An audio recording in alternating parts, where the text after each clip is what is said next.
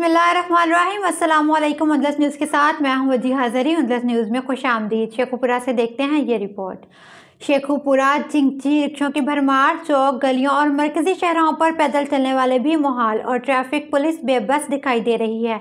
हमारे नुमाइंदे के मुताबिक गुज़श्ता रोज़ शहरियों ने मीडिया को बताया कि Gujranwala road, Lahore road, Sargodha road, Faisalabad road, Chenab park, main Bazaar, Regal Chowk, Batti Chowk और इस जैसे शहर भर के बाज़ार और चौकों में चिंग रिक्शों की तादाद आए दिन इजाफा होता जा रहा है। इनके ड्राइवरों में ज़्यादातर तादाद कम उम्र बच्चों और गैर लाइसेंस ड्राइवरों की है, जो मरकजी शहरों पर सवारियों को लालच या अपनी जाहलियत की वजह से ट्रैफिक जाम का सबब बनते हैं। कई तो साइड से रिक्शा मारकर चले जाते हैं। ट्रैफिक पुलिस सिर्फ अपनी दिहाड़ियां लगाने में मसरूफ़ रहते हैं।